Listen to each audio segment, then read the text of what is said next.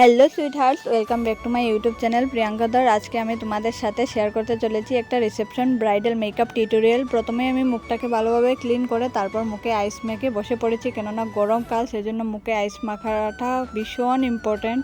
এখানে আমি টোনারের জন্য রোজ ওয়াটারটা ইউজ করেছি, যার দাম মাত্র 30 টাকা। তারপর আমি ময়শ্চারাইজার হিসেবে অলিভিয়া হার্বেলের একটা ক্রিম ইউজ করেছি, যার দাম মাত্র 10 টাকা। তোমরা 10 টাকাই পেয়ে যাবে।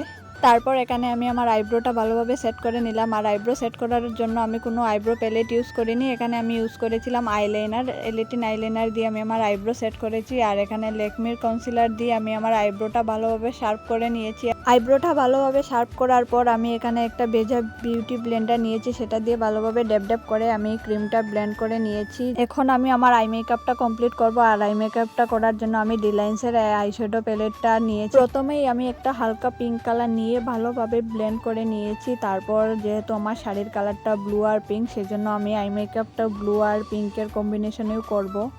তারপর এখান থেকে একটা ব্লু কালারের শেড নিয়ে আমার আই মেকআপটা আমি কমপ্লিট করে নেব। তারপর এই সেম আইশ্যাডো প্যালেট থেকে আমি একটা ডার্ক পিঙ্ক কালার নিয়ে আমার চোখের কর্নারে আমি ইউজ করেছি। যেহেতু আমার শাড়ির কালার ব্লু অ্যান্ড পিঙ্ক, সেজন্য আমি আমার আই মেকআপটা আমার শাড়ির সাথে ম্যাচ করে করেছি। তারপরে সেম আইশ্যাডো প্যালেট থেকে একটা গ্লিটারি শেড নিয়ে আমি আমার চোখের উপর ভালো করে দিয়ে দেবো। মানে আমার আই মেকআপটা কমপ্লিট হয়ে গেছে। আর কিরকম লাগছে আমাকে সেটা একটু কমেন্ট করে বলে দিও। তারপর এখানে আমি আইলাইনার জন্য এলিটিন আইলাইনারটা ইউজ করেছিলাম। আর আমি ছোট্ট একটা লাইন ড্র করেছি, কোনো মোটাভাবে আইলাইনার দেইনি। সেম আমি আমার দু চোখের উপরে আইলাইনার দিয়ে দিলাম। তারপর কাজলের জন্য আমি এখানে ল্যাকমির কাজলটা ইউজ করেছিলাম। আমি ভেবেছিলাম আমি আইল্যাশ পরবো, কিন্তু তারপর আর আইল্যাশটা আমার পরা হলো না, সেজন্য আমি মাস্কারাটা খুব ভালোভাবে ইউজ করে নিচ্ছি। তারপর আমি আমার পুরো ফেসে প্রাইমারটাও একটু ভালোভাবে অ্যাপ্লাই করে নেব। এরপর আমি এখানে ফিটমি ফাউন্ডেশনটা ইউজ করেছিলাম। তারপর ফাউন্ডেশনগুলো একটু ভালোভাবে ড্যাব ড্যাব করে ব্লেন্ড করে নেব। পুরো মুখেই খুব ভালোভাবে ফাউন্ডেশনটা ব্লেন্ড করতে হবে, নয়তো দাগ থেকে যাবে। আর এখানে আমার মুখটা হয়তো ক্যামেরায় একটু বেশি ফর্সা লাগছে।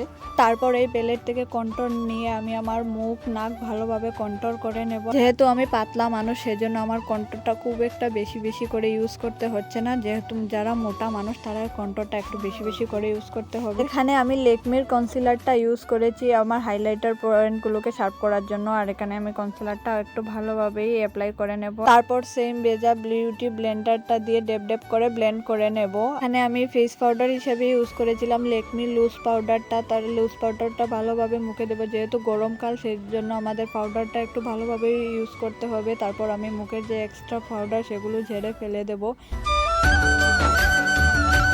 তারপর এই প্যালেটটা থেকে ব্লাশ নিয়ে আমি আমার মুখে ভালোভাবে ব্লাশটা করে নেব। আর সেম প্যালেট থেকেও হাইলাইটারটা আমি সেম ব্রাশ দিয়ে হাইলাইটারটাও ইউজ করেছি। দেখো ব্রাশটা আমি কিভাবে ধরে হাইলাইটারটা ইউজ করেছি, তাহলে তোমরাও সেম ব্রাশ দিয়ে ইউজ করতে পারবে। তারপর এখানে আমি সুইস বিউটির এই লিপস্টিকটা ইউজ করেছি। আর এই লিপস্টিকটার কি কালার সেটা আমার ঠিক মনে পড়ছে না। এটা ক্যামেরাতে দেখতে অন্যরকম কালার লাগছে, কিন্তু এটা একটু পিঙ্ক টাইপের কালার ছিল। দেন আমি এখানে ইনসাইডের সেটিং স্প্রেটা ভালোভাবে অ্যাপ্লাই করে নিয়েছি। এখানে আমার মেকআপটা কমপ্লিট হয়ে গেছে। আর আমার আজকের এই লুকটা কেমন লাগছে একটু সবাই বলে দিও। অন্যের কপালে বা কোনো খাতায় কলকা করার সময় আমার সেটা হয় না, কিন্তু আমি নিজের কপালেই যে সময় কলকাটা করতে যাই, যখন যত রাজ্যের ভূমিকম্প সবই এসে আমার হাতে একসাথে জোড়া বাঁধে, কিন্তু কেন সেটা আমি আজ পর্যন্ত বুঝতে পারলাম না। সেই জন্য আমার কলকাটার এই দশা ধরেছে, আর আমি কলকা করতেও পারিনি আজ। এখানে আমার কলকাটা আমি করে নিয়েছি। আর কিরকম করেছি সেটা তোমরা দেখছো, একটু কেউ হাসবে না কিন্তু আমার কলকা দেখে। দেন আমার ফাইনাল লুকটা।